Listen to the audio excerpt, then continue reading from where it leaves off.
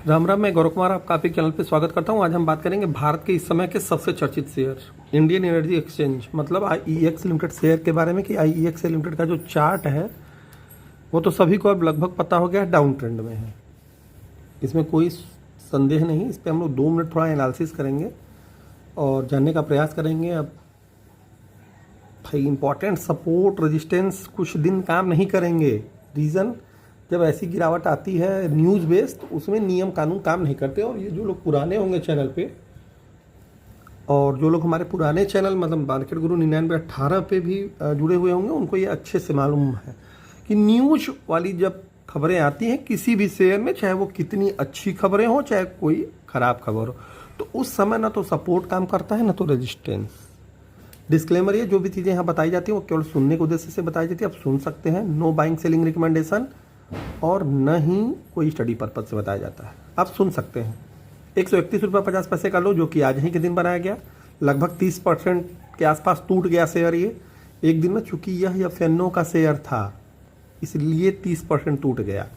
ये फेनो वाले शेयर्स में अनलिमिटेड सर्किट लगते हैं, मतलब कहाँ तक गिरेगा कोई गारंटी नहीं है।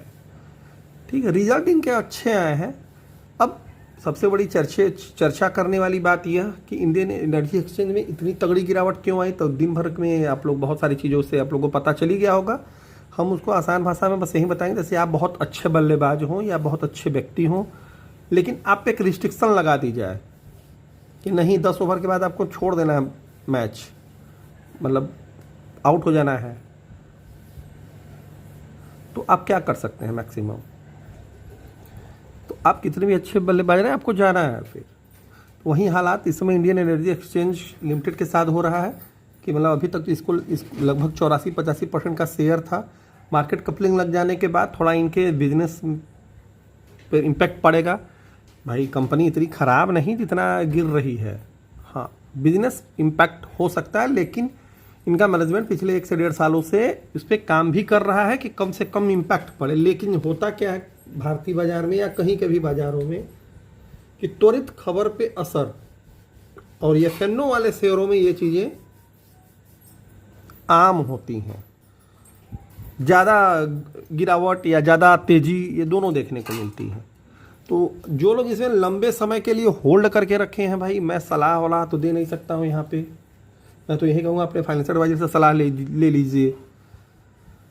बस जैसे होता नहीं है कि आपने आम लगा दिया है पेड़ तो तुरंत 1-2 साल 3 साल में तो फरता नहीं अमूमन, यदि अच्छा बीजू आम है तो। अब कलमी आम आप लगा दें तुरंत फरने लगे तो वो अलग बिंदु है। यदि आपने थोड़ा लॉन्ग टर्म का आम लगाया हुआ है तब तो घबराने की बात नहीं है। हो सकता है 2-4-5 साल न फरे, एक आध बार उसमें मतलब वो जो आता नहीं उसका कली बौर आए, वो गिर उड़ जाए, तो उससे घबराना नहीं चाहिए। आम के लिए मैं बात कर रहा हूँ, शेयर के लिए नहीं। ठीक है, बाकी चलते हैं अब भाई शेयर की तरफ। आम वाली बात हो गई। तो चार्ट इनका ये है, 1 साल का एक काफ़ी उछल कूद वाला चार्ट रहा। ये लगभग पिछले साल सितंबर अक्टूबर का रहा 240, और बहुप्रतीक्षित लेवल भी था 240। बोला गया था कि आप लोग अपने फाइनेंशियल एडवाइजर से सलाह लेकर के कुछ घर लाइए। ये वाला लेवल लगभग 230 से 240 वाला जब था, घर लाइए।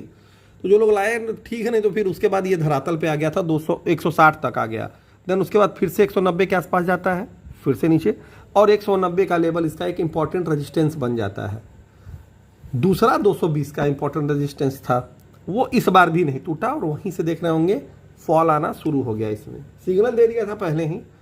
और एक देखिए, अब इम्पोर्टेंट सपोर्ट 190, बट 190 कल ही तोड़ दिया था ये, और आज तो मान लीजिए जो दुर्दशा हुई है वो तो हुई ही है। अब एक इम्पॉर्टेंट सपोर्ट की बात करा जाए तो 120। अब भाई देखिए फिर लोअर सर्किट लगेगा तो वो अलग बिंदु है, लेकिन 120 एक इम्पॉर्टेंट सपोर्ट का है। उसके बाद 80, 2 इम्पॉर्टेंट सपोर्ट अभी बचे हुए हैं। ऊपर की तरफ रेजिस्टेंस तो अब 160, 190 और 220, 3 रेजिस्टेंस। 80 से लेकर के 120 का जो दायरा है वो थोड़ा लॉन्ग टर्म के लिहाज से अच्छा दायरा है देखने के लिए। ठीक है, देखने के लिए दायरा अच्छा है। बाई सेल होल्ड करने से पहले आप लोग अपने फाइनेंशियल एडवाइजर सलाह लेंगे, और जो चीज़ें ना समझ में आए उसे आप लोग टेलीग्राम पे पूछ सकते हैं या व्हाट्सएप मेंबरशिप ग्रुप में। धन्यवाद। करेंगे multi commodity exchange India limited के बारे में, एमसीएक्स शेयर लिमिटेड के बारे में, कि एमसीएक्स शेयर लिमिटेड का जो चार्ट है वो क्या इंडिकेशन दे रहा है, कौन से इसमें इंपॉर्टेंट रेजिस्टेंस है और कौन से इंपॉर्टेंट सपोर्ट, उसी पे हम लोग 2 मिनट एनालिसिस करेंगे, देन चार्ट देखेंगे। ठीक है। डिस्क्लेमर, जो भी चीज़ें यहाँ बताई जाती है वो केवल सुनने के लिए बताई जाती है। नो बाइंग सेलिंग रिकमेंडेशन, आप लोग बाइंग सेलिंग करने से पहले अपने फाइनेंशियल एडवाइजर से सलाह लेंगे। यहाँ पे केवल वीडियो को देख सकते हैं, सुन सकते हैं, उसके अलावा कुछ नहीं करना। No education purpose. ठीक है ना। 4021 का लो और 9115 का हाई फिलहाल लगभग अपने लो से डबल के आसपास ट्रेड कर रहा है। तो चलते हैं सीधे इसके चार्ट पे। तब तक चैनल को लाइक करें, शेयर करें, सब्सक्राइब करें, बेल आइकन प्रेस कर दें, साथ साथ लाइव सेशन टेलीग्राम इत्यादि अवश्य ज्वाइन करें। ये है एमसीएक्स का 1 साल का चार्ट। एक अच्छी तेजी, देन उसके बाद गिरावट और उसके बाद फिर से भयानक तेजी। ये एमसीएक्स की खासियत रही कि हर एक गिरावट के बाद एक अच्छी तेजी देता है। कंपनी मेरे हिसाब से तो अच्छी है, आपके हिसाब से, आपके फाइनेंशियल एडवाइजर से के हिसाब से जैसी हो, आप या तो अपना दिमाग लगाएंगे या तो अपने फाइनेंशियल एडवाइजर का। 9000 इसका एक इंपॉर्टेंट रेजिस्टेंस लेवल है, वहाँ से गिरते पड़ते 8000 तक आ चुका है। लगभग देखा जाए तो 12-13% की इसमें करेक्शन हो चुका है।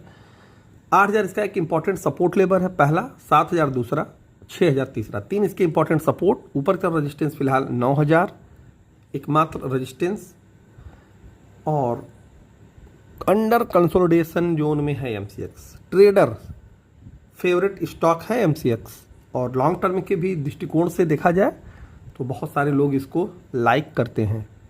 मैं करूं या ना करूं, ठीक है ना। तो आप लोग इस पर निगाहें गड़ाए रखिए।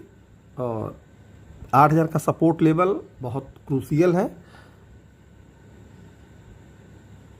8420 के ऊपर निकलने के बाद इसमें थोड़ी हलचल दिखाई पड़ सकती है, तो आप इसे वॉचलिस्ट में जरूर रखिए। इस समय देखने वाला कार्यक्रम जो है आप 8420 के बाद कर सकते हैं, या यदि आपको 5500 से 7000 के बीच में दिखाई दे तो आप इसे अच्छे से देखिएगा। ठीक है, देखिएगा।